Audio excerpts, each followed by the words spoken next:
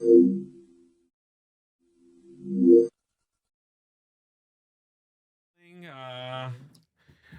right, we're here. We're doing it. Yeah. Hey guys, welcome to Slakistan. I wish I had a more lighthearted episode for you today, but in light of everything going on, we would be remiss at Slakistan to not at least talk about it.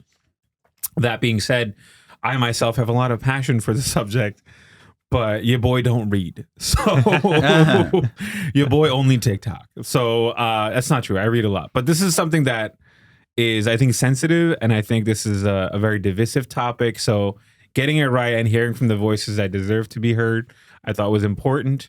So in this episode, you will not be hearing as much from me as you will be from our esteemed guests, who we will get to in a second. But thank you for tuning in and giving this a platform because it's important. And with that being said, today's topic of discussion is the inevitable conflict in the Middle East, as the newspapers like to call it. But we're going to go with a little bit more aggressive title, apartheid in the Middle East. Yeah. Because we got to call it like it is if we're going to have an honest discussion. And today my guests are two very funny, very likable, very esteemed comics. If you guys want to introduce yourselves, go ahead. Oh, yeah. Hi, FreddyG. Yeah, FreddyG is a comic. Yeah. I've known him for a while. Freddy is on not on the other side, but grew up on the other side of the conflict from that. Oh, yeah. I grew up, yeah. I'm an Ashkenazi Jew. Right. I went to a Zionist conservative Jewish day school for 9 years. Wow. I went on birthright. Then around that time, I became an atheist, and then I started moving more left in politics. And then I was always like, I know that have been actively Zionist for a long time, but then I read, I always kind of just avoided it. Most Jews try to avoid it because I don't think we necessarily feel great about what Israel's doing, but we just don't want to talk about it. And then I read as I was moving left, I read the 100-Year War in Palestine, and then I realized I should be speaking up. That's Elon Pape, right? No, that's Rasha Khalid. The thing is, I don't know the name of the author. There's only one book called 100-Year War. 100-Year War. 100-Year War in Palestine. That helped me. I mean, and then reading some other books about like just colonialism in the Middle East and all that. Yeah, and we'll get to that. We'll get to the British in this fucking episode. They'll fucking have what's coming to them. And then our other guest is our Palestinian guest, our guest from the other side. Sharif, go ahead and introduce yourself. I'm Sharif Hasan. I didn't go to a Zionist school. I didn't. Yeah, it was fun. You should. They didn't accept me. I applied, and but yeah, I'm Palestinian, and I also don't read too much, but I got passion, and that's what I'm bringing to the table. Well, you're growing up in it, so it's hard to avoid. Of course, yeah, and it's you're always. So around I guess my it. first question to you guys would be: when would you become aware? As Freddie answered sort of already, but when did you become aware of this? It's like it's always been there. Like I seriously like have always just remembered being like, we're being oppressed. Like that's always just, I remember when I was maybe 5 or 6 years old, my grandparents had a map of Palestine, and it showed what was like Palestinian land and then what was Israeli land. They had a map of Palestine? Yeah. How anti-Semitic. I know, the gall. But yeah, I remember like being confused because I was like, how is this Palestine and Israel? Like, I'm like, that doesn't make, how can two countries be in one place? And like, as a child, it doesn't make any sense. You know, I'm like, we say we're from Palestine, but then it's not on a map. If I look at a globe, it's not there. So that's so confusing. It's so confusing. Like as a child, you're like, but we say we're from this country, but then it doesn't show up anywhere. And so I remember learning about it then, but it's always just been like growing up. It's always just been like a part of my life. Yeah. Do you have family members over there, and do you have contact with them? And yeah, so I have my family's from the West Bank in a village called Al Jib. So yeah, we're from there, which you know, luckily it's not too bad right over there. We have contact with them, and you know, thank God they're okay right now. Yeah. All right. Yeah. And Freddie, you were saying before, so you were kind of. Can I comment on what he said? Yeah. Of course. Yeah. So basically, as a Palestinian, your identity is political. I think that's the thing is there's Jews who don't want to talk about it. Oh, I I don't want to talk about this. I don't want to get into politics. Like, I don't think Palestinians can avoid it because just saying you're a Palestinian is already something that's been. It's not that your identity has to be political, but it's been politicized. And I would just say to the Jews listening who might be in the middle, you may support Israel in some way, but there should be conditions as far as what their military can do. Maybe it's don't kill kids. Maybe it's don't use white phosphorus. Maybe it's levels of democracy. But there should be conditions in your support for anything.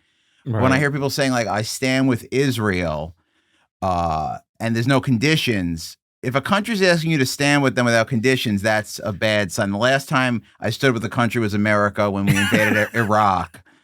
And I learned and there was no WMDs. And then later I learned that over 1 million people probably died from that, if not a few hundred thousands.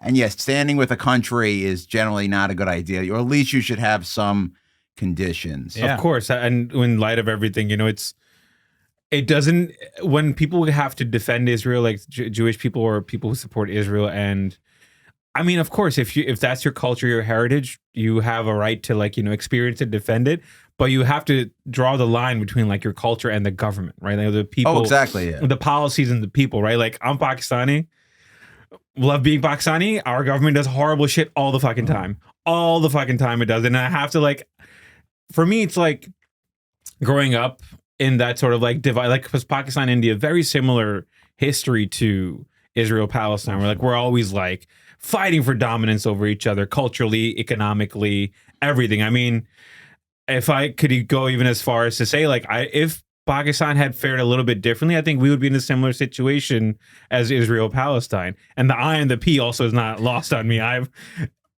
Listen, my DM is full of people going free Pakistan. I agree. I agree. But the people holding back Pakistan it does have a big thing in common is it was a British colony and there was a partition of some sort. Exactly. They didn't a very sloppy partition, by the way. It's I've said this many times. The most dangerous thing in history is a British man with a Sharpie. Yeah. It will ruin you for centuries.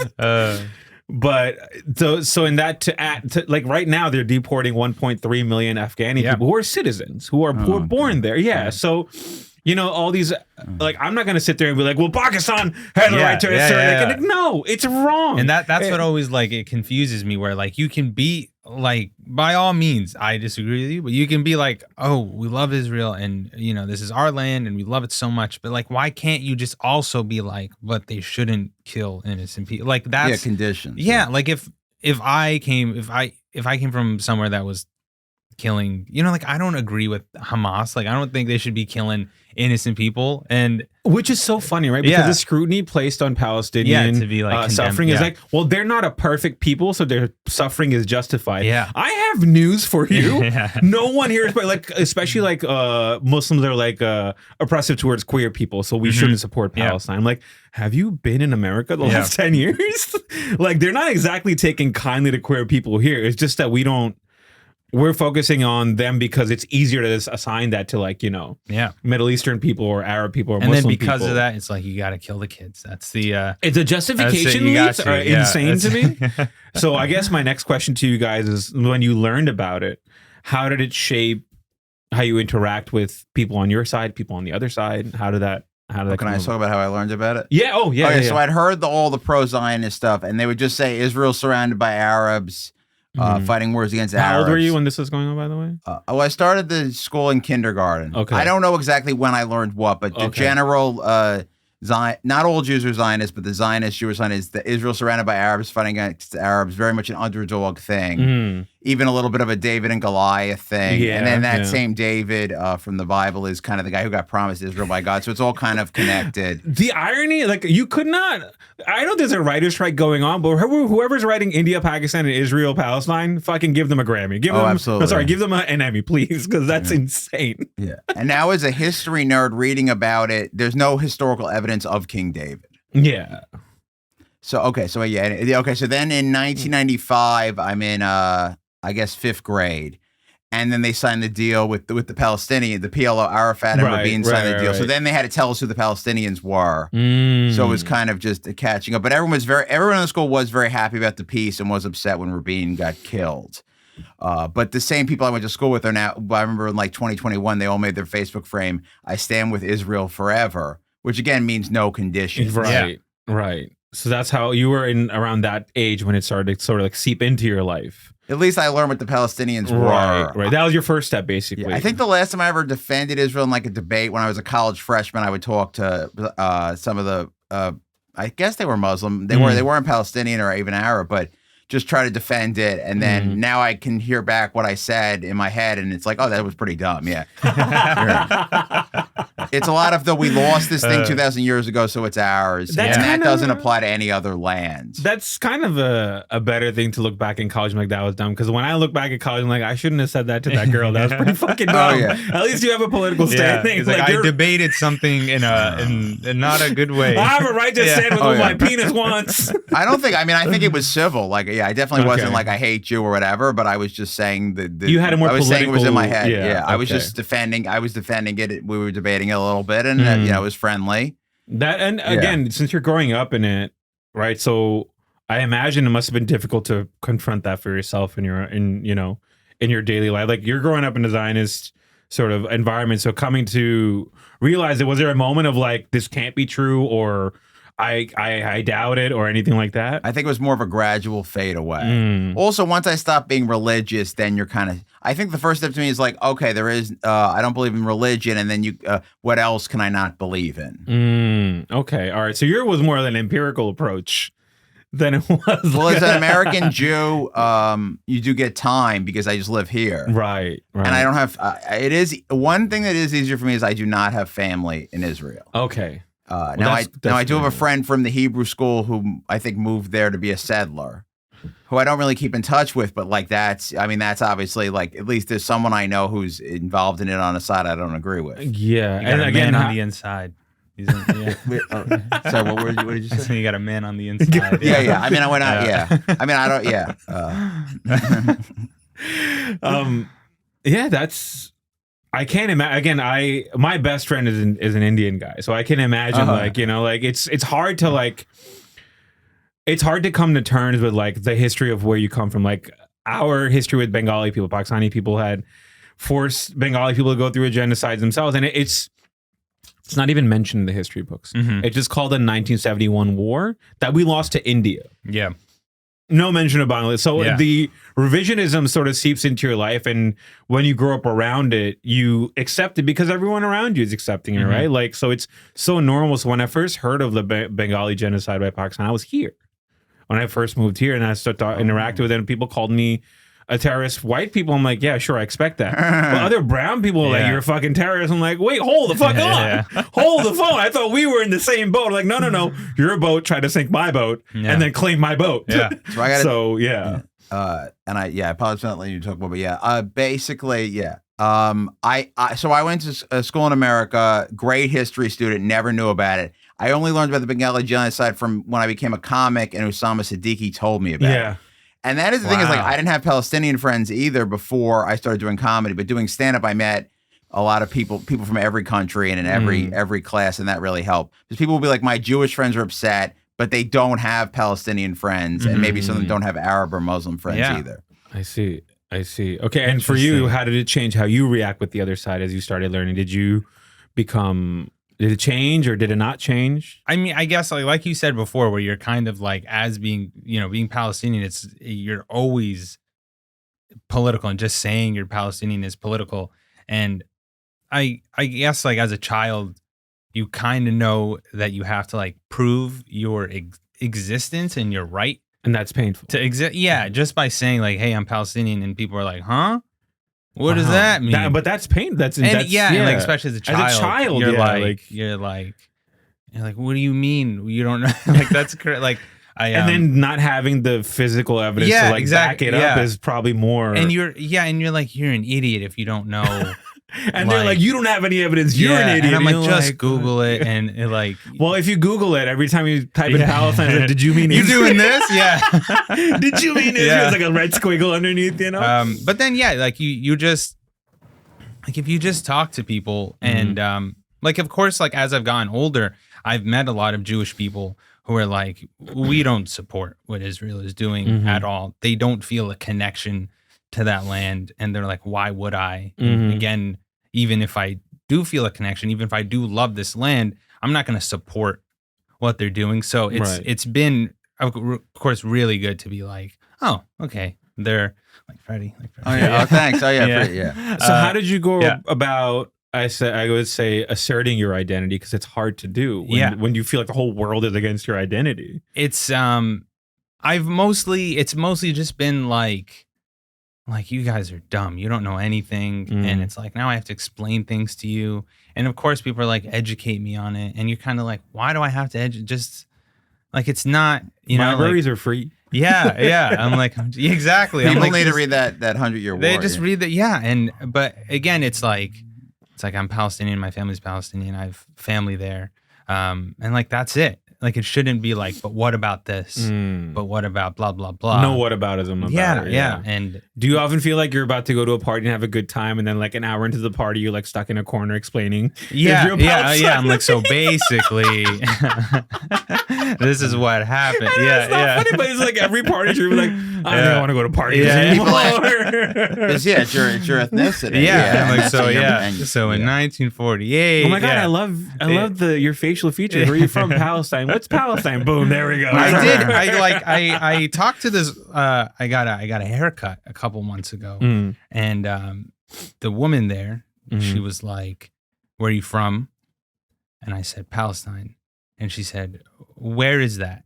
And I said, "What on earth?" Because she was like in her 40s, and I was like, "What on earth are you talking about?" And I was like, "You have to be dumb. Like something there's no way you just lived your entire life not knowing."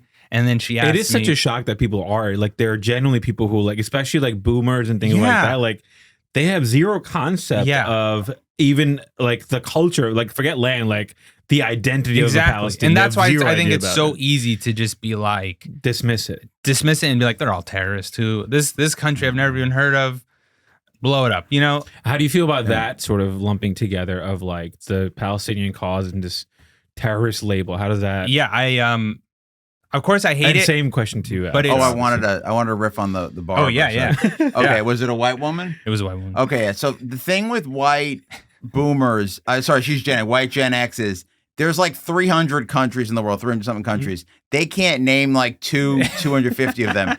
So she asking that, it could be any country. It's a genuine learning experience. You're her Google. I could have been like, I'm from Pakistan. And she's like, yo, it's been frustrating. Like, I'm telling you, my DMs are full of people in like free Pakistan. Like, I want to be as ignorant as you. Like, I want to live a blissfully ignorant life as you. Like, she may have said that to even like Brazil, which is like one of the top 5 biggest countries. She asked me, she was like, she knows someone who's They only know that because of the wax, right? Like, if it Brazil. wasn't Brazilian wax, they would Brazil not know we about do know Brazil. because they got wax, soccer, and good-looking people. Oh God, they're all good. Not that you guys don't have a lot of those things. But She asked me, she was like, I know someone who's Persian.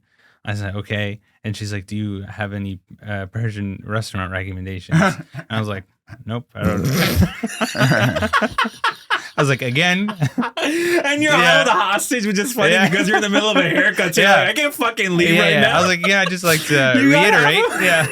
Oh, okay. A good thing happened to me. I took a war and terrorism class. I went to college right after 9/11.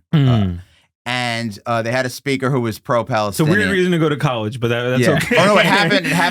Technically, when I went to college, it was like it was my first month of college. That's interesting. Wow. Yeah. So September. Okay. Yeah. So that's a way to begin the semester. Fuck. Yeah. It was weird, but anyhow, yeah. So then they had this war and terrorism class, and this guy, I think his name was Ali Mazrui. I know he was Muslim, and he was a professor at Binghamton. I'm not sure if he's still there. I don't believe he was Palestinian. He explained the difference between Arab and Muslim, which was huge. Yeah. He said Arab's a language group. You guys can correct me if I'm wrong, you guys, but Arab's a language group and Islam's a religion. Yeah. And that helped me understand it because Iran is Muslim, but certainly not Arab. Yeah, Persian.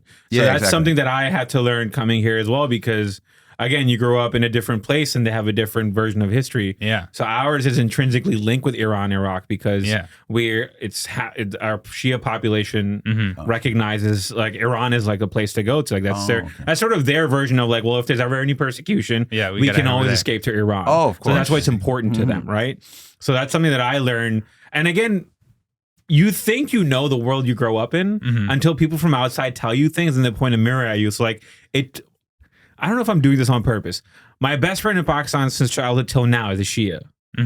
And my last name is Hussain. So if you know anything about Hussain is generally associated with a Shia like family, right? That's a Shia last name. It's a Shiite last name. Oh. Yeah, but my name is Farooq. Farooq is a very Sunni like middle name, Saeed Farooq. So when I would go to his house, they would hear Hussain. They'd be like, yeah, Shia dude, welcome. And then he'd be like, yeah, grandma, this is my friend Farooq. And she would like be like, astaghfirullah. Like, and so you get to know things as you like a comedy for us or friendships. I think I've learned more truth about these sort of situations between talking to people in living it rather than like listening to like historical or news artifacts and things like that, because I always find the question that I'm looking the answer for is always conveniently missing. I get all the other details, but the question that I'm looking the answer for is always conveniently missing. See, I thought I thought Hussein was Sunni because I believe Saddam Hussein was Sunni. And that's where I associate that. Obviously, I didn't think you were, I don't associate you with him. Like, I don't think you're related to him. But that, since he's a famous Sunni guy with that name, that's how I think a lot of white people might think it's Sunni. Listen, there was a time when I would go on saying like Farooq Hussain, no relation, and just like that would be the beginning of my set. Yeah, I'm sure it's a very common name. It is a very common name, but it's so it's actually, I'm glad you brought that up. It is used in Sunni as well, but in Shiite, it's a bloodline. Like it's a revered last name. You can be Sunni and be Hussein like I am. Oh, sure. But no one is like, oh wow, you're Sunni and Hussein, like that's like a revered thing. But if you're Shia and last name Hussein, it's like you're a sacred, like your bloodline dates back to the time of the Prophet. Oh, supposedly. So like some bloodlines in Palestine date back to the time of Christ. Yeah. So those same sort of like you don't learn that until you go and have biryani in your Shia friend's house. It's not something you learn in the textbook. See, I'm a Goldstein, and we just took that name on Ellis Island. So I get that, like, there's just people who have names over here that maybe aren't connected to stuff. And for you, did it change how you interact with the other side once you learn about everything, or was there no change? Or how I interact? Like for the Palestinian cause, like as you learn more. When you say the other side, you mean Palestinians or Zionist Jews? So I guess, yeah. He's on the Palestinian side. You are on the Palestinian side. Don't forget. I'm talking more from the side that you grew up in, not what you necessarily represent. Like, because you're fighting something that you grew up in, and you're fighting something that you grew up with. Yeah. So it's like you're on the same side, but you're fighting different battles. Is what I'm trying to say. Yeah. So I want to get your perspective on, like, I guess, Zionist. What learning to interact with the Zionist side? How did you learn to, like, kind of talk to them? You kind of just. I mean, the thing is, you're Jewish. You look like you're probably a Zionist. I look like I'm probably a Zionist. You can kind of humor them. But then now I think I've been posting about it, so now they know how I feel. And you've been outed. I mean, there are people who send DMs or whatever. Oh, really? I mean, I try to talk nicely to people. One thing is people will send you things that are propaganda that's been disproven. Like I got the death counts in Gaza are from Hamas thing. Right. So I didn't, I knew about these death counts. I never thought, I assumed they're used by the media. I assume they're accurate. Then I looked it up and, they vetted it. The Gaza Health Ministry, somewhat, it's related to Hamas in some way. They've looked it up in the past, and these are accurate numbers. Yeah. And then I still have, 2 weeks later, someone who I didn't even know sent me a DM like, those numbers are from Hamas. They're rapists. And it's like, oh, you're using a lot of bad stereotypes. Right. You're doing a lot of colonial stereotypes right there. And those arguments aren't even linked, by the way. And I didn't. Yeah, exactly. Yeah, obviously the health people are not the same people who, who do militant stuff. I mean, I also didn't know this person. Just like, I've been using the restrict a lot on Instagram. Just restrict. Just, you can't, if someone's not convincible, you don't have to talk to them. Any death threats or anything?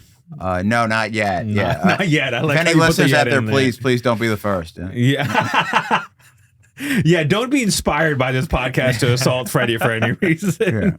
Yeah. So, and you said the school you went to was Zionist in the sense, like, so what did that entail a little bit? Could you tell? So it's conservative Jewish. It's named Solomon Schechter School of Queens. Solomon Schechter. Shout out. Yeah, he's like a second tier Zionist. Wait, well, there's tiers. So all I know is like when you look like I know he was a Zionist, but when you look up the top the first ballot Hall of Fame Zionist, it's like Herzl and a bunch of other guys. Yeah. But a bunch of schools are named after him. I got you. So he was a Zionist. Then I went to a public high school called Cardozo, named Benjamin Cardozo. We called it Cardozo, whatever. He was a judge, but he turns out he was the head of a Zionist organization as well. When I was reading about Jewish history. I see. So I went to a lot of schools in India to Zionists.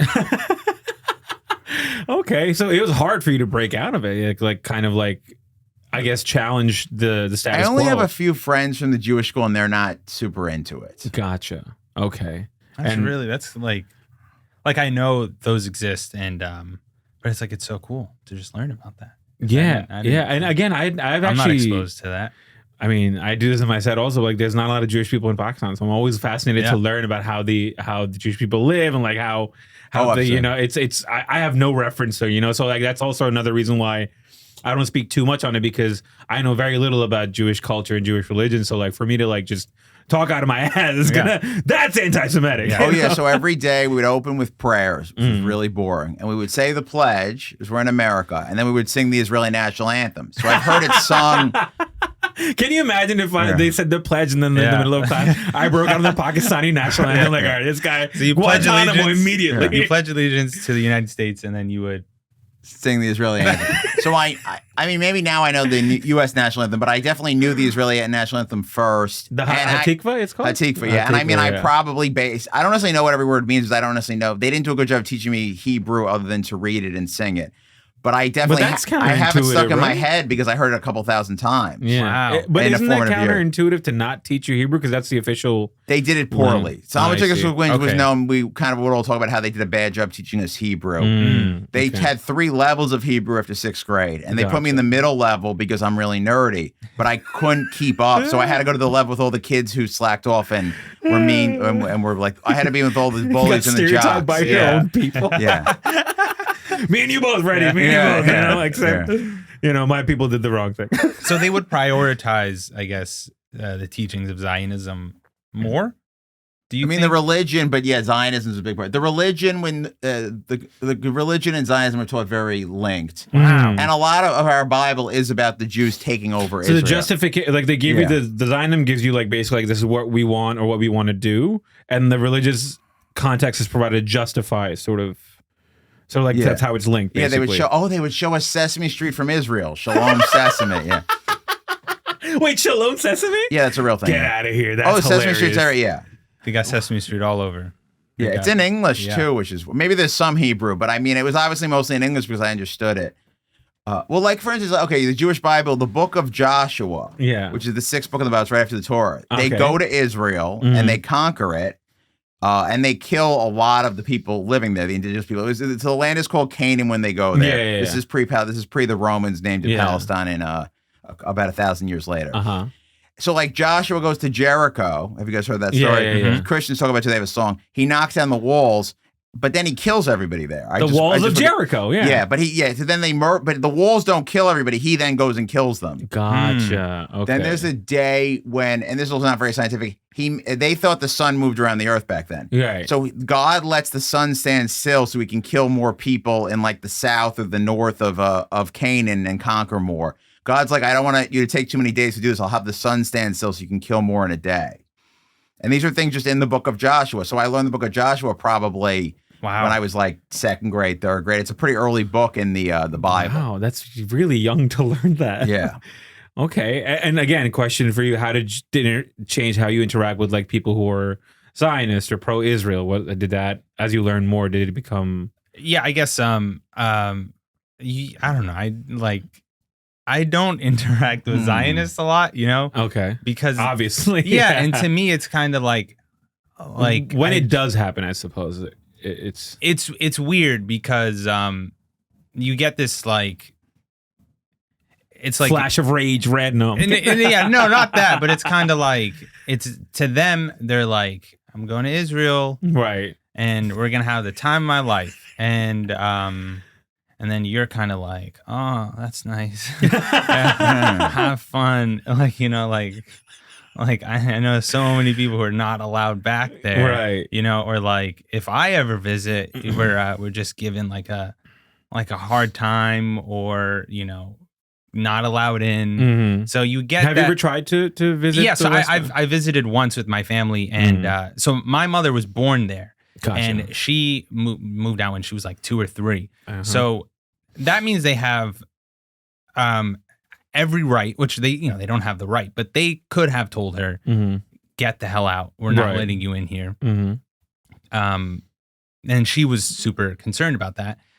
So when we went in there, they didn't give her a hard time, just miraculously. They were feeling good that day. Yeah. They were like, we're not going to be mean to her. But then at the same time, they like questioned my sister and my aunt and like my father, and they took them for like 3 hours. And your parents are they're American citizens, like American passport. And my father was born and raised in Venezuela, right? But he's 100% Palestinian. So on paper, your dad sounds hot. Yeah, he really, he really is. Hot, yes, dude. he really is.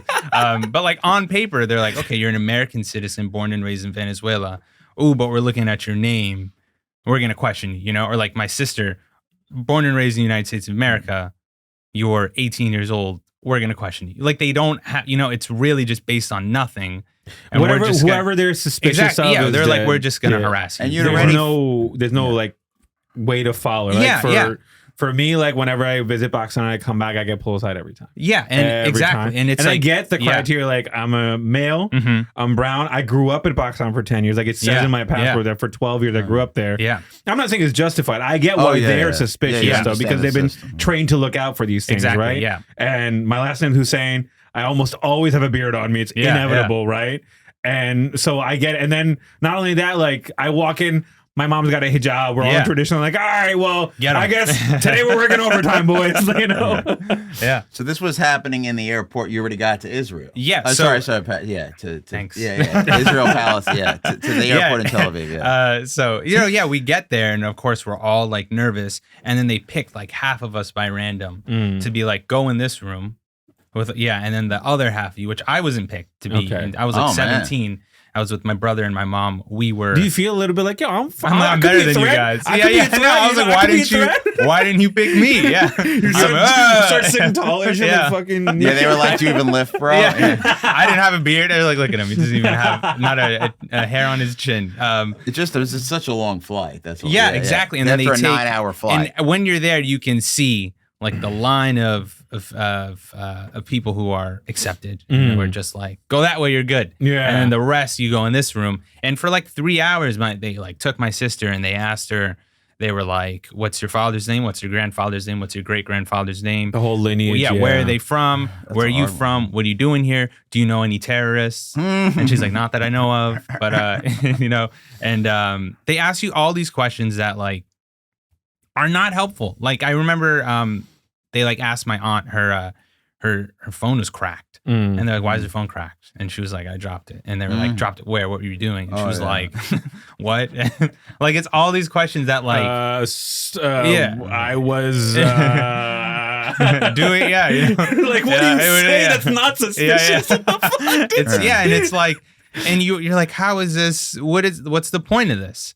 So to go back to your first question, when someone's like, you know, I have family in Israel, and I'm like, you must love it there. Like, you know, I'm like, you must have the time of your life there. Right. And it's such like a different, that they obviously don't see the other side. So it kind of gets you. Like they literally don't. They literally do not see that. And they're like, when I go, it's great. And then I'm like, okay, good for you. Like, you know, I'm like, that's fun. I hope you have a great time. You know, you gotta. It's hard to have that conversation with people who like have that view of Israel, because it really is like they have been effectively brainwashed. You know? Oh yeah. So basically, Tel Aviv is a very Americanized city. That's very fun. I didn't spend a lot of time there. I went on Birthright. They don't let you have fun. So for people who don't know, if you want to just tell them what Birthright is. Oh, Birthright. Every Jew can. I don't think you're not be Jewish anymore. I'm not sure. I was going to interject with that because but when I went in 2005, so I think you still had to be Jewish and under 26, and you can get a free 10-day trip to Israel. For you know, it's designed. I think a lot of big money pays for it. It's to kind of brainwash you. We had an Israeli soldier on the bus. So you're meeting soldiers. We went to the cemetery. Sorry, we went to the cemetery. They were crying about their dead comrades. Oh, we went in the caves, and he was next to me in the caves, and he let me hold his gun in the caves. So the only time I've ever, not a euphemism. It's not a euphemism. Oh, yeah. Freddie held an actual gun. Yeah, that's the only time I've ever held a gun. Yeah, in the caves, and I thought it was the coolest thing ever. So like, I'm sure that was part of the barbarian. Yeah. It was a pretty. I don't remember what kind of gun it was. I definitely didn't touch the trigger, but it was a very cool gun. Yeah. So yeah, there's definitely like I realized, that was a they encourage brainwashing that thing. sort of like fascination with like the military and everything. Well, they definitely having the soldiers on the bus, I guess, to guard us. But going to the cemetery and them crying, that seemed like maybe that was a thing that was like, not that the soldiers chose to do it, but they maybe have, maybe the people who drink it. I don't know what percent of birth rates go to the cemetery. Right. That's super interesting. Yeah, but we and how old do you can start at 15 at birth rate? How old do you have to be? I don't know. That sounds right. I was 21. Because I don't think you go like when you're like a kid, because there's no purpose to go as a kid, right? Yeah. Because like the whole thing is for you to meet Jewish people. It's for teenagers. Yeah. It's for, the whole purpose is basically like make more Jewish babies, right? Yeah. Because I have he was my friend and he's a comic, so I won't say because he might get in trouble now. But he went on birth rate. He's not Jewish at all. He's Catholic. Oh yeah, you're allowed. Yeah, you're allowed. You can lie. You can. All you have to say is that your mom's Jewish, and if you could somehow like make them believe the lie, or your name sounds similar to like a Jewish, and of course they're fine with it. Like the more the merrier. They didn't even. And I was like, well, they could do a DNA test, and that's when I learned that they're illegal. In Israel. Oh, interesting. So he's a fully Catholic Italian man who went on birthright, and I don't know. There's like a woman walking around with like a half Catholic baby, right? Our son David, like fucking. And many of us don't get laid. I'm just saying, That's Freddie's personal brand. Like I went there, fucking puss, man. No puss. Birthright is a sham. You guys had fun? What the? So, and birthright is something that's it is American sponsored, correct? Like it's encouraged by the American side. It's not something that's solely... idea is to get American Jews, and I think now you don't even have to be Jewish. I don't know for sure. People can Google it, to support Israel politically, because America's War for Israel is contingent on the idea that the Jewish Americans support it. And that's why it is important, I think, for Jews to say we're not, Judaism and Zionism is different. I'm not even religiously Jewish, but it's my ethnicity is Ashkenazi Jewish, which means the Jews from Eastern Europe. Right. So and the other side is Sephardic, correct? Yeah. Sephardic, the one thing is like Judaism is a big tent in that there's the ethnicities. Those are the two major ones. I'm not saying there's not other ones. It's the religion. If someone converts, they're Jewish. So it's a slightly complicated. I'm not excluding anyone, but it is my ethnicity because I mean, like I look like this. Like I'm Jewish. My relatives are Jewish. Yeah, you look like the Catholic baby I described. And obviously, and obviously, many of the persecutions in the past dealt with the ethnicity. So you can't stop being an Ashkenazi Jew. Right. What I wanted to ask was, there's also, I don't know if this this belief is upheld, but like your mom has to be Jewish in order for you to be like intrinsically for the Jewish? religion by the mom. Okay. A lot of these rules are based on horrible sex crimes, and I think what I always heard is it was based on like the Romans would rape Jewish women, right, and they wanted the babies to be Jewish, and a lot of these other rules are based on stuff like that. I did want to talk about Tel Aviv. So Tel Aviv is like again the climate in Israel Palestine is beautiful. And Tel Aviv is basically like a Miami type city. It's like Miami with hotter Jews. So that's why people want to go there. And then there's this beautiful desert. There's the Dead Sea. There's a lot of really nice stuff there that ideally everyone is able to enjoy. And there is a reason people like going there. Right. So a friend of mine, my friend now, my Hindu best friend, his girlfriend is Jewish, and she went, and she can't understand like how can people have this image about Israel, but she only went to Tel Aviv for a week. See, so for her, like it's so effective. Yeah, it's so effective because she's like, the things I experienced there were so wholesome and cultural. I can't imagine that this is what it's built upon. And I'm like, that's exactly what it is, though, right? Like and it's working, obviously. Yeah, it's working, right? Like you look at India and how they treat Muslim people, but you see India's economic rise, and it's hard to believe that it's based upon what's happening, economically or socioeconomically. Yeah. And I think that's really a hard thing and that's something I sympathize with the people on the Israeli side in the sense of like, it's really hard to confront the actual face of your culture and history. Yeah. Because you don't want to. Yeah. That pride melts away. I do want to say one thing. Israel is has diverse politics, and there's an Israeli left. that is much more supportive of or not supportive of anything. yeah. So within Israel, there's very diverse opinions. There is a thing of among American Jews who are more conservative or more Zionists to try to make Jews in America a monolith Right. of Zionism. And it's very important to separate Zionism from being Jewish. And that helps because, yeah, like you might be scared to talk to any Jew, but now you understand there's some Jews feel one way, some Jews feel another. I'm not. Yeah. So when I was in Israel, what we did a lot is we would go to the malls Okay. and then on Birthright, and then we would have falafel with French fries in it. I think that's their signature dish. I now know that the falafel is stolen. Is it stolen from the Palestinians or from some other culture? Falafel with French fries in it is specifically a Steinway delicacy. Like, that is like a very limited. It's very like weirdly American. Obviously, the French fries aren't American or Israeli, and the falafel is not Israeli. I don't actually know who invented falafel. I know it wasn't obviously not the Israelis. See, that comes Turkish, into a yeah. second debate. Yeah. Who made falafel in the middle, and then that's like... Yeah, I just know it's not the Jews. No, falafel is the actual the ball. The whole dish together is called shawarma. Technically, yes, the one version that we have, but even the shawarma we have is Americanized. Shawarma. The shawarma we have is Americanized. It's not actually like a lot of the stuff they put in America, like that white garlic sauce. That's not part of shawarma, dude. That's like a form of American. But it's good. It's fucking fire. Like, I'm not saying it's wrong. So in Canada, they call it donair, and they put this weird. Yeah. It's a little bit. I know it's not the exact same thing, but they put this like disgusting sweet sauce. If you go to Halifax and get drunk, you have to have donair. Yeah. So I had it in Germany, because in Germany it's mostly doner kebab, right? Yeah. And I go there, everything's fine. And I bite into it, I'm like, what is this sweet onion sauce? What Really? the fuck? Yeah. Wow. Because Germans love a sweet onion sauce, Yeah. man. They love anything onion. Like they eat that shit like apples. Swear to God, like fucking just. It's weird, man. So can you describe the apartheid aspect to it? Because like your friend's girlfriend went to Tel Aviv. The parts that are exclusively Jewish, Right, are very nice. They showed her the wall. Yeah. They showed her the wall to be like, well, on this other side is You don't go on that side. on the other side is people who hate us. It's like That's all Game they of said. Thrones. Yeah, no, literally, they're like, okay, they're all. On the other side is just like, that's all, because I think that's all they show is the wall. Those shows are based on like the Middle Ages, and a lot of what's going on there is medieval separation by walls, a siege where you can't get any food into a town. These things are very medieval and pre-Geneva Convention, and now we have the Geneva Convention. We're not supposed to do stuff like that. Yeah. Not that it was ever right.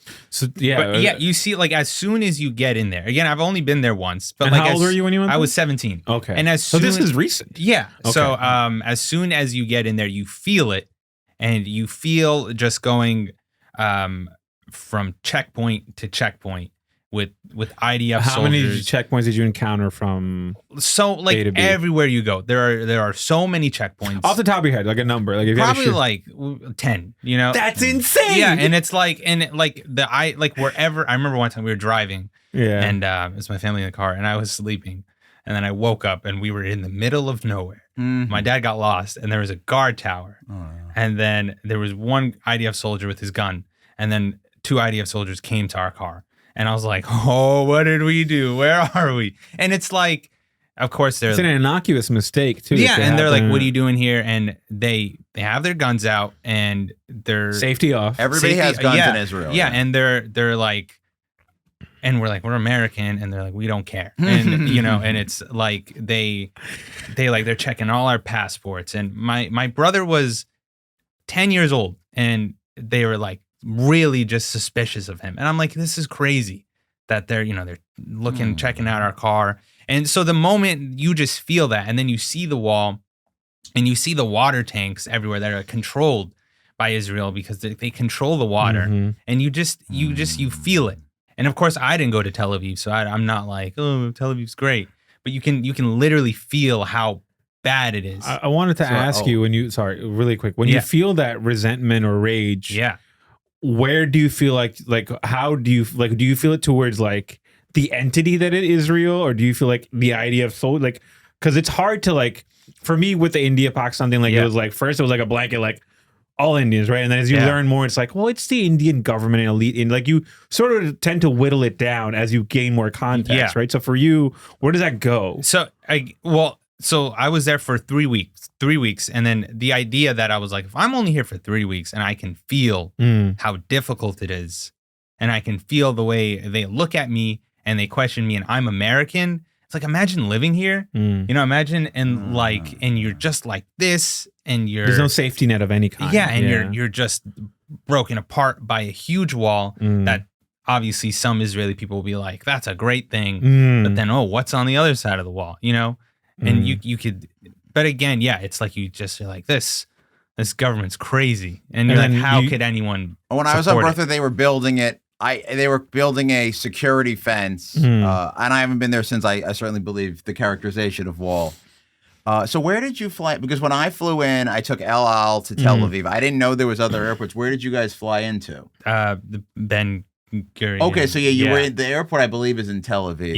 Yeah. So it's about an hour drive. Tel Aviv is, let's say, here, and then at least we went to Jerusalem, which is here. The West Bank is pretty close to Jerusalem. Yeah, where we're from is very close. So it's to like Jerusalem. so it's a very small Israel, Palestine, very small land, and so it's only about an hour drive. And you said there was like 10 checkpoints. That's a lot. And well, of course, we would whenever we would want to travel to different parts, we would checkpoint, question or Okay. Yeah. And sorry, you had something else that was you were gonna. Oh, one thing about so yeah, I definitely separate government, the military, the average Israeli citizen. They do have a thing unlike here where it's 100% of people have to go into the army. I know, yeah, that's no, it might be in yeah. different roles, but there is a thing of I do think that there's a thing. It's like every or it seems like every Israeli citizen who lived their whole life has been in the army.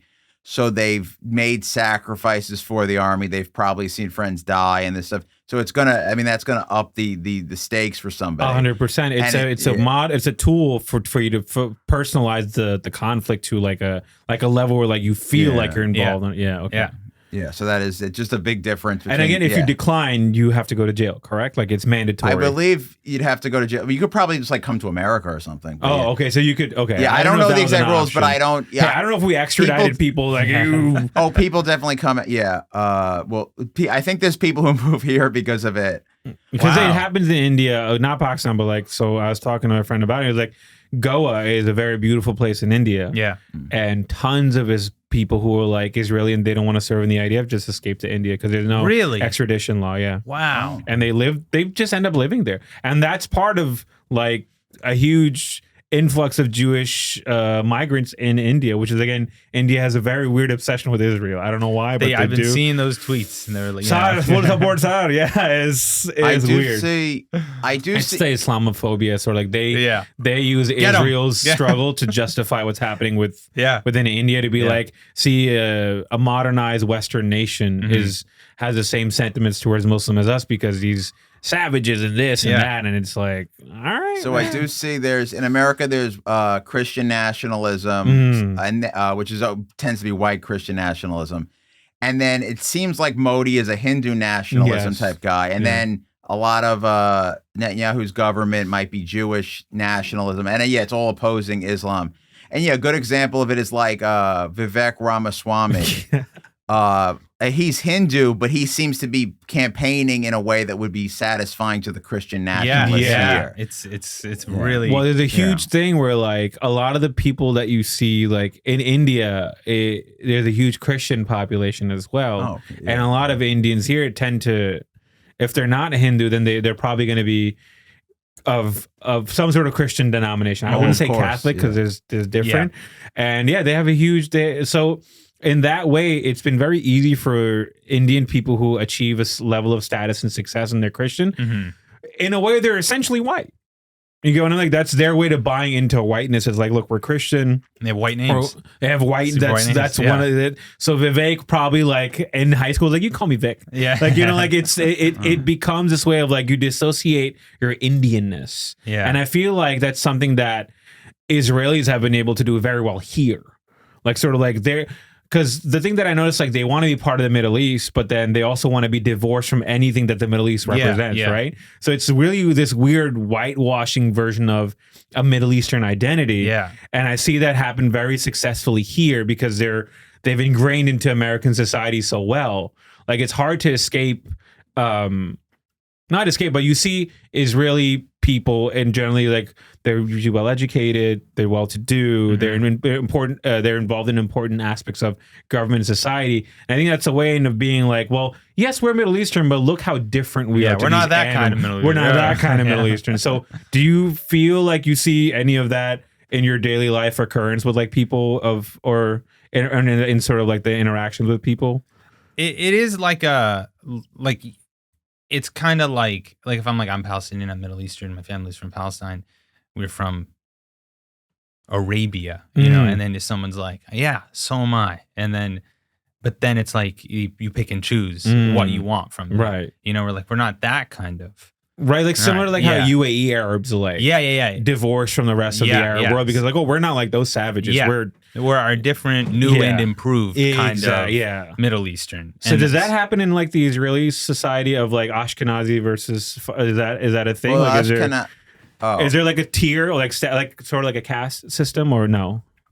I don't know if there's tiers based on ethnicity that I've seen. Okay. But then sometimes there's tiers based on how religious people are. Gotcha. There is a thing of Israelis don't tend to be that religious. Really? Yeah, I've noticed. You notice that when you go when you visit there. I've had a in college I worked in an ice cream shop in the mall, and my boss was Israeli and not religious, and like I remember like you would have like Orthodox Jews would come in the mall and they would be like, hey, shalom. And he'd be like, oh, don't talk to me, bro. You know?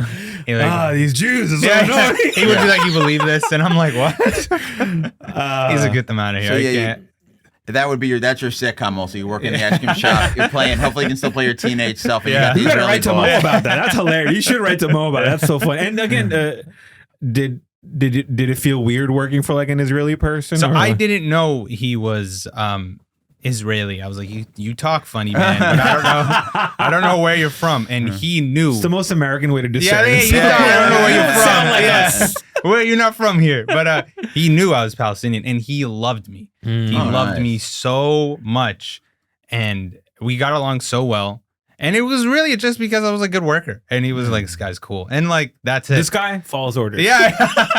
Did the team. Yeah, he's like, I told him, don't stand on the northern side of the coffee shop. Go to the southern side of the coffee shop. He was there. He listens. Yeah. And like, we got along. And then I threw ice cream at him. Yeah. And it really like, you know, we never talked about anything. Oh, okay.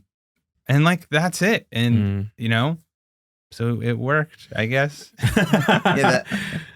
So that is the thing I see. The idea of Israel is an ethno-state. It's a state for Jewish people.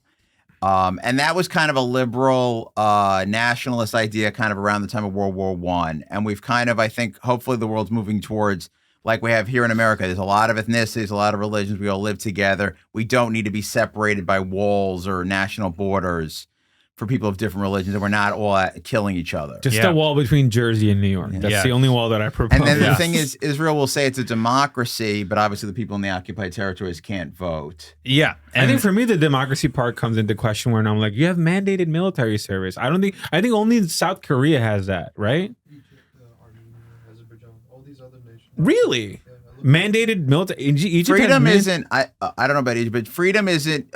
Freedom and democracy. They can still make you serve in the military. Really, that's really like weird. America has the First Amendment, but if you say the wrong thing during times of war, you could be jailed. Oh, true. That's always been upheld by the Supreme Court. There's a caveat to everything. Yeah, and it's like the idea of saying like, you know, we love Israel because it's the only democracy in the Middle East. But they're doing all of this, and you're like, "What's your idea of democracy?" If they're doing all these bad things, what are you aligning yourself with, America? You know, we know So basically, I love that you raise your hand. Oh, sorry, no, I just didn't want to. I don't want to be the annoying, the Jewish guy interrupting everybody. But it's. Are you kidding me? Larry David was my favorite guy. Oh no, people love him. Yeah, I am allowed. He's good because he's I was gonna say sometimes people call me like a Woody Allen type, but it's you have never fucked a 14-year-old. Yeah, exactly. That's the problem. Is then a lot of bad stuff came about him. Okay. So basically, it's a democracy, but if the problem is being a democracy, if a majority of the people weren't Jewish, then they would vote in a government that wasn't Jewish. Maybe they would change the name back to Palestine, whatever. So it's a democracy, but they have to artificially keep the population a majority Jewish. Gotcha. I believe I think there's, let's say 8 or 9 million citizens of Israel. Is that a fear? Palestinian assimilation to the point Well, you where basically can't. Israel needs that's the whole thing. To be a democracy, you have to have a majority Jewish. So I think that's why they kicked a lot of Palestinians out in the Nakba in 1948. Yeah. Then the people in the occupied territories. There's no talk of like including them in the democracy.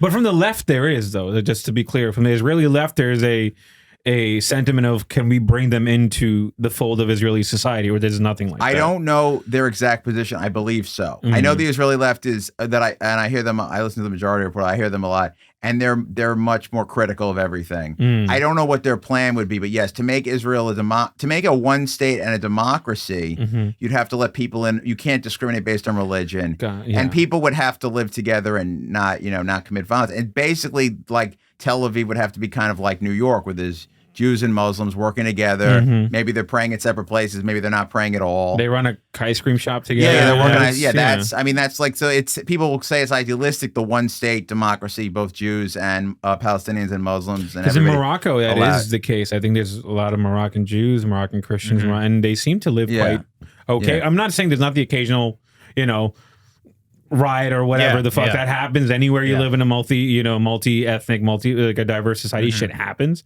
But for the most part, they seem to get along, and things seem to work. So I can't see where right across the fucking sea you got Morocco where it's working, that it can't work in Israel. I think it's, like you said, a more maintaining that idea of Israel has to, not has to crumble, but would crumble if you let that gradually And I believe happen. under the Ottomans, until 1917, Palestine was a province under the Ottoman Empire. I believe Jews were allowed to go to Jerusalem and pray. And stuff like that. Because that's part of Islamic law is that you can't destroy or like you can't destroy any other like Abrahamic religion, like articles of faith or monuments, and like, because that's essentially destroying yours.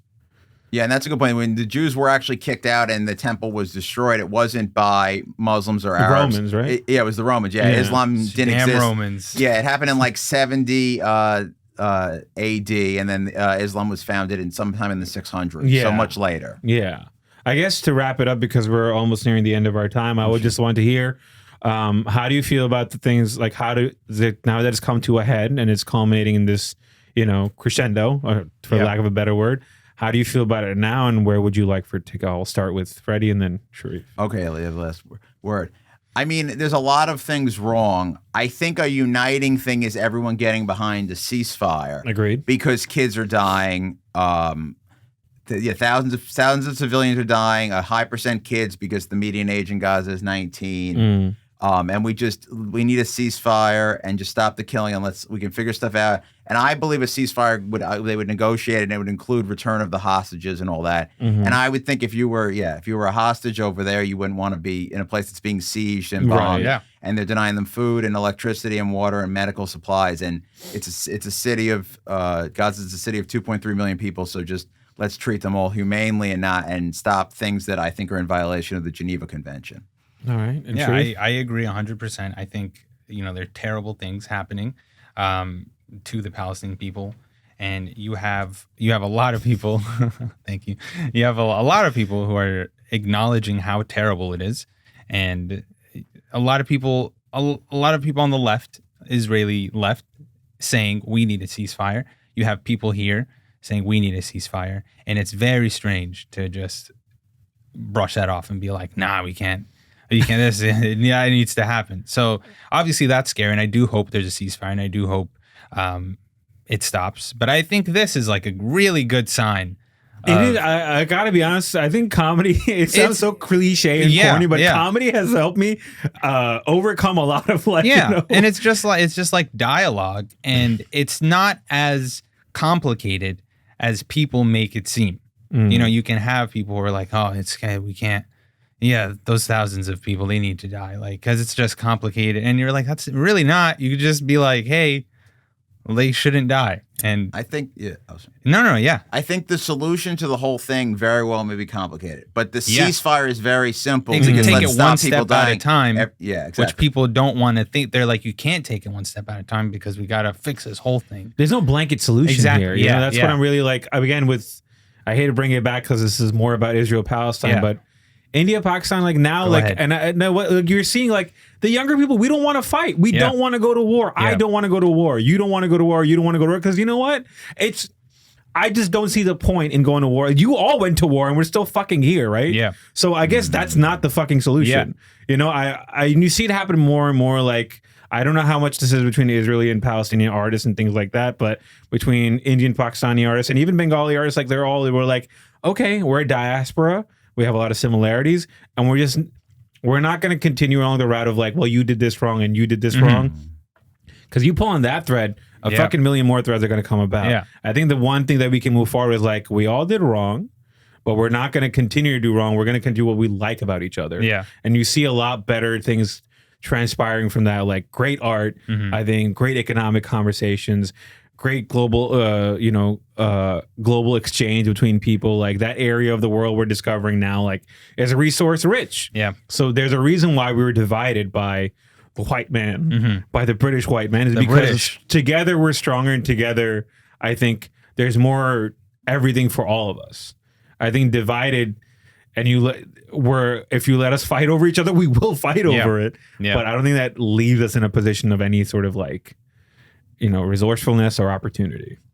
But That's I'm good. gonna leave it to you guys to end the conversation. If there's anything you want to say or plug, Jump on down. Oh yeah. If you're Jewish and if you're Jewish and thinking about speaking out and you want to kind of talk over, get a little more comfortable, you could message me or on any of the social media. we'll put everything in the bottom in the at YouTube. our Don't harass him. Yeah, Don't. if you're sending me Zionist talking points and they seem like propaganda, I'm just going to restrict you. And But if hopefully ever come around and maybe we'll talk later. Then and it's not about hating any one person or whatever. It's about changing the system and everyone living their best life. It's a difficult thing to speak up about. So sure, yeah. And Tree, if you have anything to say, Yeah, I'm obviously. It's weird to do comedy while this is happening because one, it doesn't feel funny at all.